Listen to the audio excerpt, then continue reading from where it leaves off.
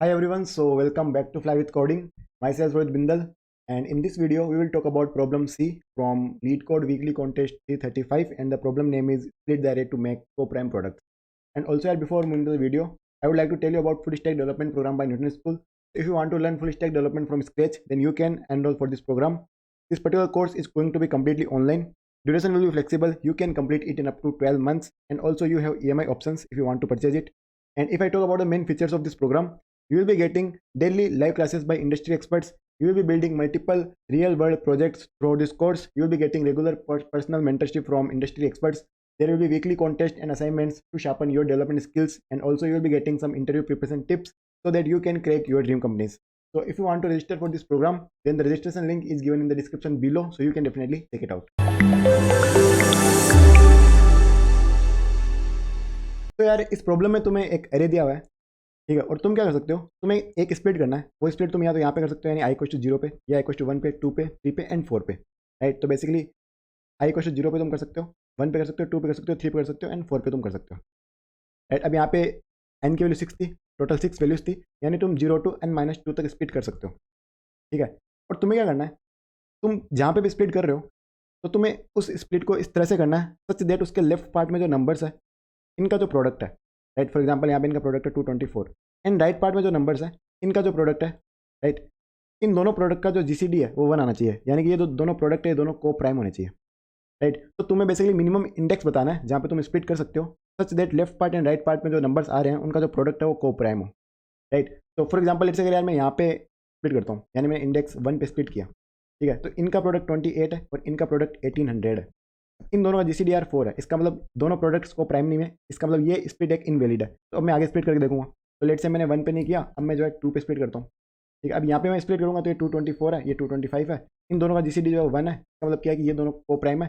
तो मुझे जो पहला वैलिड स्प्लिट मिला है वो इक्वल टू 2 पे मिला है, तो ये मिनिमम इंडेक्स होगा जहाँ पे मैं स्प्लिट कर सकता हूँ, तो इस केस में आंसर होगा 2, राइट। और अगर लेट से तुम कहीं पे भी एक तुम्हें वैलिड स्प्लिट नहीं मिल रहा है तो in that case you have to return -1, right. ये प्रॉब्लम है। अब देखते हैं इसको कैसे सोल्व करेंगे। चलो पहली चीज़ तो मैं क्या कर सकता हूँ कि मैं किसी भी पॉइंट ऑफ टाइम पे इसके पहले जो नंबर है इनका प्रोडक्ट निकाल सकता हूँ, इसके बाद में जो नंबर है इनका प्रोडक्ट निकाल सकता हूँ, दोनों का जीसीडी चेक कर सकता हूँ, 1 होगा तो रिटर्न कर दूंगा, अदरवाइज आगे बढ़ जाऊंगा, राइट। क्योंकि एन की वैल्यू 10⁴ थी तो तुम ऑर्डर ऑफ एन स्क्वायर लोगन भी यहाँ पे यूज़ कर सकते हो, राइट। पर इस केस में यार प्रॉब्लम क्या होगी कि यहाँ पे क्योंकि एन की वैल्यू 10⁴ तक थी और हर एक जो वैल्यू है ये खुद अपने आप में 10⁻6 हो सकती है, ठीक है। तो लेट से अगर सारी वैल्यूज 10⁻6 है एंड टोटल वैल्यूज 10⁻4 है, तो सबका तुम प्रोडक्ट करोगे तो 10⁻6 टू द पावर 10⁻4 इतना बड़ा नंबर आएगा, राइट। और इसको यार तुम कहीं पे भी स्टोर नहीं कर पाओगे, राइट। इसका मतलब क्या है कि तुम सारे नंबर्स का प्रोडक्ट निकाल के तो तुम काम नहीं कर सकते, तो तुम्हें बिना प्रोडक्ट निकाले ही कुछ करना पड़ेगा, राइट। अब देखते हो कैसे करेंगे। सर अगर तुम जीसीडी देखो तो जीसीडी कैसे निकलता है। फॉर एग्जाम्पल लेट्स से मेरे पास एक नंबर है 4 एंड 8, मुझे पता है कि इन दोनों का जो जीसीडी है, राइट, वो 4 है। अब ये 4 कैसे आया, तो होता क्या कि यार अगर मैं इस 4 को इसका मैं अगर प्राइम फैक्टराइजेशन कर दूँ, राइट, विच इज 2 × 2, और इसका मैं करूँगा तो आएगा 2 × 2 × 2, ठीक है। तो अपन क्या करते हैं इन दोनों में जो कॉमन प्राइम फैक्टर्स हैं उनको बाहर निकालते हैं। तो मैंने निकाल दिया 2 × 2, यहाँ पे बचेगा 1 और यहाँ पे बचेगा 2। अब ये जो कॉमन प्राइम फैक्टर आ रहा है ना, इसका जो मल्टीप्लिकेशन है ना, ये एक्चुअली जीसीडी होता है, क्योंकि ये एक्चुअली वो मल्टीप्लिकेशन फैक्टर है जो दोनों में कॉमन था, राइट। और इसी की वजह से जो ये 4 जो था इन दोनों को डिवाइड कर पा रहा था, राइट। तो ये जो कॉमन वैल्यू बाहर निकलती है, राइट, ये मेरा जीसीडी होता है। In this case it will be 4, ठीक है। और अब मैं चाहता हूँ कि जीसीडी 1 हो। इसका मतलब क्या हो, इसका मतलब ये है कि यार ये जो मैं कॉमन बाहर निकाल रहा हूँ यहाँ कुछ भी बाहर ना निकले, राइट। तो बेसिकली मैं चाहता हूँ कि बाहर जो है 1 ही रहे और यहाँ पे कुछ जो नंबर्स रहे, ठीक है। तो मैं क्या चाहता हूँ कि ये जो दो नंबर है इन दोनों के बीच में कोई भी कॉमन फैक्टर ना हो, right. For example let's say अगर एक 3 और 7 है, इसका प्राइम फैक्टर 3 होगा, इसका प्राइम फैक्टर 7 होगा। अब इन दोनों के बीच में यार तुम देखो मैं कुछ भी बाहर नहीं निकाल सकता, तो यहाँ पे बाहर जो है 1 ही रहेगा, तो इन दोनों का जीसीडी होगा 1 होगा, ठीक है। तो यही मैं आइडिया यूज़ करूँगा और इसी आइडिया को मैं यार यूज़ करके बेसिकली इस प्रॉब्लम को सोल्व करूँगा। तो देखो अब मेरे पास ये एरे है, ठीक है। तो मैं क्या करूँगा initially for example let's say अगर मैं यहाँ पे स्प्लिट करता हूँ, ठीक है, तो मुझे पहले तो ये पता होना चाहिए कि इसके जो राइट में जो भी नंबर्स आ रहे हैं, राइट, इनमें कौन कौन से प्राइम फैक्टर्स आ रहे हैं और कितनी कितनी बार आ रहे हैं, ठीक है। तो फॉर एग्जाम्पल 4 जो है इसको मैं 2 × 2 लिख सकता हूँ एंड 7 को मैं 7 लिख सकता हूँ। तो यहाँ पे 2 जो है 2 टाइम्स आ रहा है एंड 7 जो है 1 टाइम्स आ रहा है।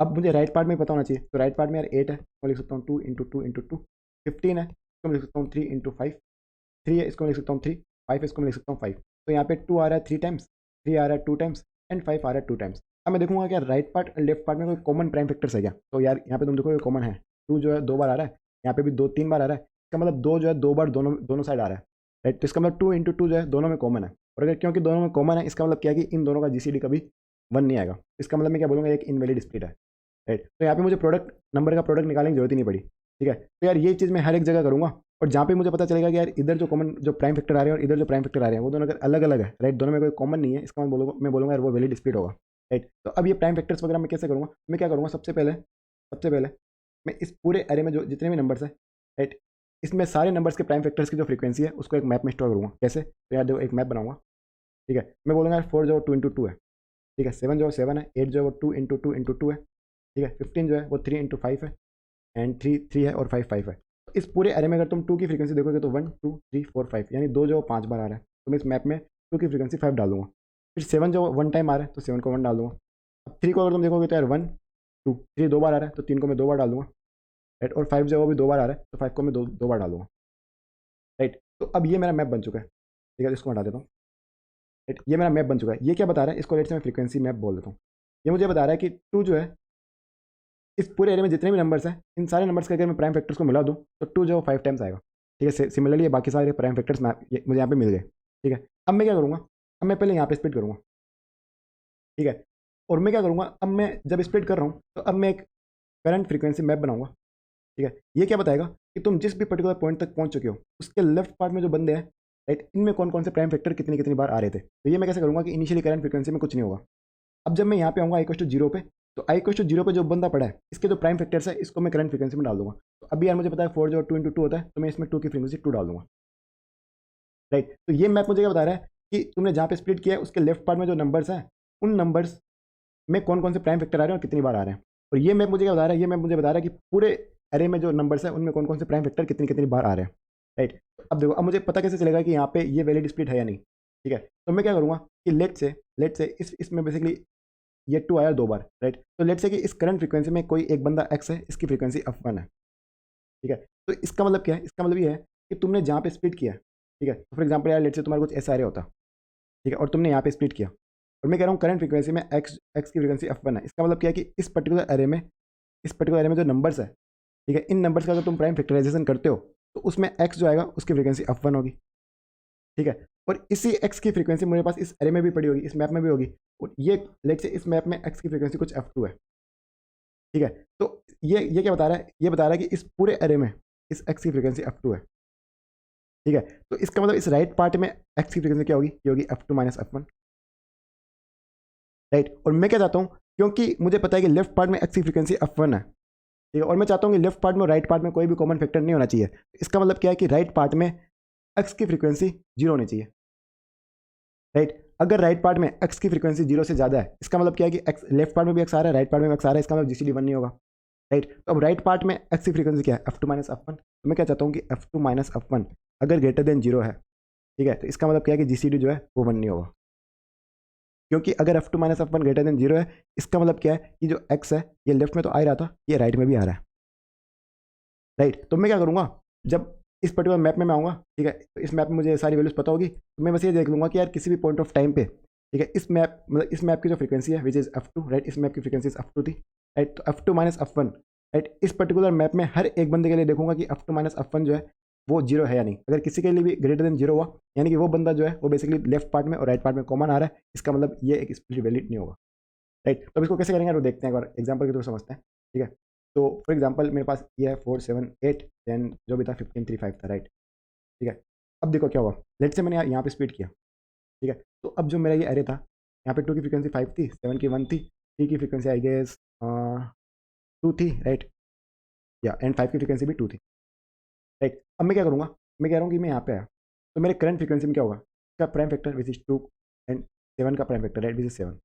तो ये मेरे करंट फ्रीक्वेंसी में होगा, ठीक है। अब मैं देखूंगा कि 2 के लिए f2 क्या है, राइट, यानी 2 की फ्रीक्वेंसी पूरे एरे में कितनी थी, तो f2 यार 5 है, ठीक है, माइनस f1 यानी कि इसमें 2 की फ्रीक्वेंसी कितनी है 2, यार ये तो ग्रेटर देन 0 आ रहा है। अभी 3 क्या बता रहा है कि इसका मतलब इन नंबर्स में प्राइम फैक्टर जो है 2 जो है वो 3 बार आएगा और यहाँ पे भी 2 बार आ रहा है। तो यार क्योंकि ग्रेटर देन 0 आ रहा है, इसका मतलब क्या है कि दोनों में कुछ ना कुछ कॉमन है, यानी कि यहाँ पे भी दो बार आ रहा है और यहाँ पे 3 बार आ रहा है, यानी कि 2 बार 2 दोनों में कॉमन है। तो यहाँ पे मैं क्या कर दूंगा, ब्रेक कर दूंगा, यहाँ पे मैं बोलूँगा ये जो स्प्लिट है ये वैलिड नहीं है, क्योंकि 2 जो है दोनों में कॉमन आ रहा है। तो मैं कहूँगा कोई बात नहीं, ये मैप तो मेरा ऐसा ही रहेगा, यहाँ पे 7 एक बार है, 2 2 बार है, बहुत बढ़िया। अब मैं जाऊँगा आगे, मैं आऊँगा यहाँ पे, जैसे मैं यहाँ पे आऊँगा तो मैंने 8 को इंक्लूड किया, तो इस 8 को मैं यहाँ पे डाल दूंगा। अब 8 में यार 8 का प्राइम फैक्टराइजेशन होता है 2 इंटू 2, यानी 2-3 बार और आ चुका है, राइट। तो यहाँ पे क्या होगा, 2 की फ्रिक्वेंसी बढ़ जाएगी और यहाँ 5 हो जाएगी। तो अब ये 2 की फ्रिक्वेंसी 5 को बता रहा है, क्योंकि यहाँ पे फिर स्प्लिट किया तो इसके इधर जितने भी नंबर है इन सब में 2 जो 5 बार आएगा अगर तुम प्राइम फैक्टराइजेशन करोगे, ठीक है। ठीक है, अब मैं वापस क्या देखूंगा, अब मैं देखूंगा इस 2 के लिए F2 है 5 और F1 क्या है 5। तो अभी देखो, अब ये 0 आ रहा है।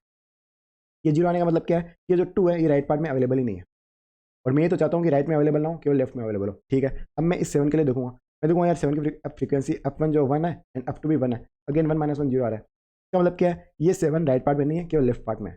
इसका मतलब क्या है, और यहाँ पे अब देखो और कोई प्राइम फैक्टर नहीं है इसमें। इसका मतलब क्या है कि लेफ्ट पार्ट में जितने भी बंदे हैं, राइट, वो बंदे राइट पार्ट में नहीं आ रहे। इसका मतलब लेफ्ट पार्ट और राइट पार्ट में कोई बंदा कॉमन नहीं है, तो मैं बोलूँगा ये स्प्लिट एक वैलिड होगा। तो यहाँ पे आई की वैल्यू होगी 2, ये 2 में रिटर्न कर दो, राइट।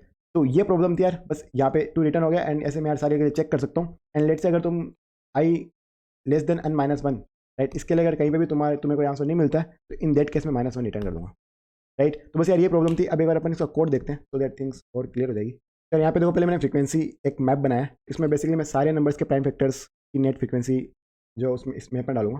तो मैं क्या कर रहा हूँ, नम्स में आइटरेट कर रहा हूँ एंड एक मैंने मेथड बनाया प्राइम फ्रीक्वेंसी, जो कि बेसिकली प्राइम नंबर्स निकालेगा, प्राइम फैक्टराइजेशन करेगा और जो भी नंबर्स आएंगे उनके फैक्टराइजेशन जो आएंगे उसको फ्रीक्वेंसी में उसकी फ्रीक्वेंसी डाल देगा, राइट। तो प्राइम फ्रीक्वेंसी मैं एक बार दिखा देता हूँ कैसे कर रहा हूँ। तो यहाँ पे यार वही है जो नंबर है, राइट, इस नंबर को मैं प्राइम फैक्टर्स निकालूंगा। आई होप यार ये तुम्हें पता होगा, बट तुम यहाँ पे कोड देख सकते हो मैंने कैसे किया है, ठीक है। तो बेसिकली मैं 2 से चालू कर रहा हूँ एंड मैं देखूंगा यार जब तक ये 2 से डिवाइड होगा तब तक मैं 2 की फ्रीक्वेंसी बढ़ाऊंगा, फिर जब तक 3 से होगा तब तक 3 बढ़ाऊंगा एंड सो ऑन में आगे चलता जाऊंगा। एंड फाइनली अगर ये स्टिल ग्रेटर देन 0 हो रहा है तो इसका मतलब क्या है कि यार एक प्राइम फैक्टर एक टाइम खुद होगा, तो इसकी फ्रीक्वेंसी 1 से मैंने बढ़ा दी, राइट। तो ये तो आई होप यार तुम्हें निकालने आती होगी। अगर नहीं भी आता हो तो यार तुम कोई भी वीडियो देख सकते हो प्राइम फैक्टराइजेशन के ऊपर, यू विल गेट इट, ठीक है। तो यहाँ से मुझे क्या होगा कि जो भी नंबर्स हैं उनके जो प्राइम फैक्टर्स थे उनकी फ्रीक्वेंसी मुझे फ्रीक्वेंसी मैप में मिल चुकी है, राइट। अब मैंने कहा था मैं करंट फ्रीक्वेंसी मैप बनाऊंगा जो बेसिकली लेफ्ट पार्ट वाले बंदों की फ्रीक्वेंसी जो है प्राइम फैक्टर्स की वो कंटेंट करेगा, राइट। अब मैं क्या कर रहा हूँ, 0 टू लेस देन नम्स के साइज तक जा रहा हूँ, राइट। और अब देखो यहाँ पे मैंने ith बंदे को इंक्लूड किया, तो मैं क्या कर रहा हूँ, ith बंदे के जो प्राइम फैक्टर्स है उसको मैं करंट फ्रीक्वेंसी में डाल दे रहा हूँ, ठीक है। अब मैंने एक फ्लैग वेरिएबल लिया और अब मैं क्या कर रहा हूँ, करंट फ्रीक्वेंसी के सारे जो भी मतलब लेफ्ट पार्ट में जितने भी अभी तक नंबर आ चुके हैं, जो प्राइम फैक्टर्स आ चुके हैं, राइट, उनमें मैं आइटरेट कर रहा हूँ, ठीक है। और मैं क्या देख रहा हूँ यार, अगर F2 - F1 जो ग्रेटर देन 0 है, राइट। अब F1 क्या था, F1 ये था कि यार जो तुम्हारी वैल्यू है, करंट जो वैल्यू है उसकी फ्रीक्वेंसी, और करंट वैल्यू की जो फ्रीक्वेंसी है वो इस फ्रीक्वेंसी एरे में क्या बताएगी कि यार पूरे एरे में क्या फ्रीक्वेंसी है। तो बेसिकली ये जो तुम्हारी वैल्यू है F2 है और ये तुम्हारी F1 है, अगर इन दोनों का डिफरेंस ग्रेटर देन 0 है, इसका मतलब क्या है, ये जो करंट वैल्यू है ये एक्चुअली लेफ्ट पार्ट में भी है राइट पार्ट में भी है, इसका मतलब यहाँ पे GCD 1 नहीं होगा। तो मैंने फ्लैग को कर दिया फॉल्स, लूप को कर दिया ब्रेक। अब इस लूप के बाद मैं देख रहा हूँ कि यार क्या फ्लैग जो ट्रू है, अगर ट्रू है इसका मतलब करंट स्प्लिट जो वैलिड है, ठीक है। और एंड ऑल्सो यार आई जो है वो n-1 के बराबर नहीं होना चाहिए, राइट, क्योंकि तुम स्प्लिट n-2 तक ही कर सकते हो। तो अगर ये दोनों कंडीशन ट्रू है तो मैंने रिटर्न कर दिया आई, और अगर इस लूप के मैं बाहर आ रहा हूँ इसका मतलब मुझे कोई भी वैलिड स्प्लिट नहीं मिला तो मैंने रिटर्न कर दिया माइनस, राइट। तो बस यार यही थी problem. I hope you understood it, but if you still have any doubts you can definitely ask me in comments. I will be definitely more than happy to help you guys. So that's it for this video. I will meet you in the next video very soon. Until then, bye and take care.